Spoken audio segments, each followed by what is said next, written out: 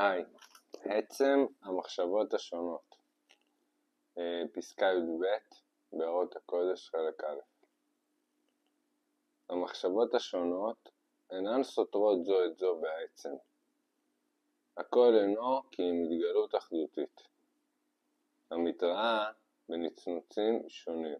אומר הרב קוק, המחשבות השונות הן לא סותרות זו את זו בעצם שלהן. הכל אינו כי אם התגלות אחדותית אחת, המתראה בנצנוצים שונים. זה מצנצץ שונה, אבל בעצם זה מאותו מקום. אמנם, עכשיו הוא נותן לנו משל, אמנם כשם שהגופים מטילים צל ומעכבים את האור, ומלקים על ידי זה את המאורות, כן הצללים הרוחניים, כמו שיש גוף, בניין, שזה שהוא נמצא עושה צל על דבר אחר, אז יש מחשבה שעושה צל על מחשבה אחרת, אז אותו דבר הצללים הרוחניים מעכבים את הבהקה האורית של חלקים המקבילים להם דווקא.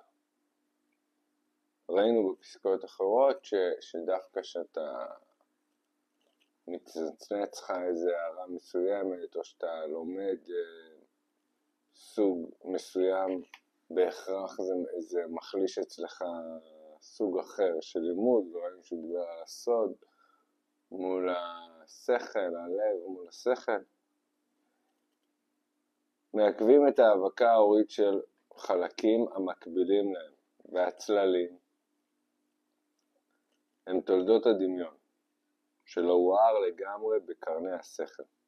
אז איך קורה צללים רוחניים, כמו הצללים של בניינים,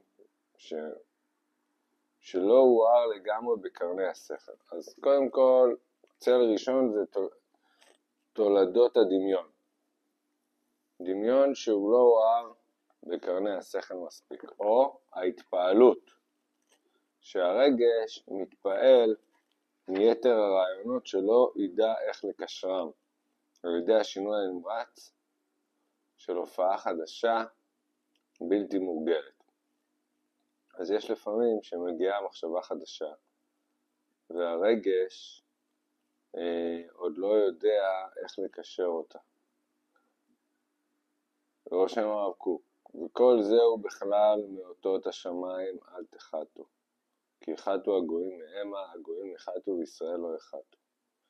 הקשורים בחיי העולמים, באור אינסוף, במקור הכל, באחדות השלם, שלפני אחד, המרומם מכל ברכה ותהילה, הם עומדים עד עד על עומדם. יאמו, יחמרו מימה וירשו הרים בגאותו סלע. נהר פלגיו, ישמחו עיר אלוהים. קדוש משכני עליון, השם צבאות עמנו, משגב לנו אלוהי יעקב סלע. אז הרב קוק בעצם, מה שהוא אומר בפסקה הזאת, שהמחשבות השונות אינן סותרות זו את זו בעצם. זה רק צל שמסתיר את האור ונראה כאילו הן סותרות, וזה קורה על ידי תולדות הדמיון, שלא הואר לגמרי בקרני השכל, או על ידי הרגש, שלא ידע איך לקשר את השינוי הנמרץ של הופעה חדשה בלתי מורגלת. תודה.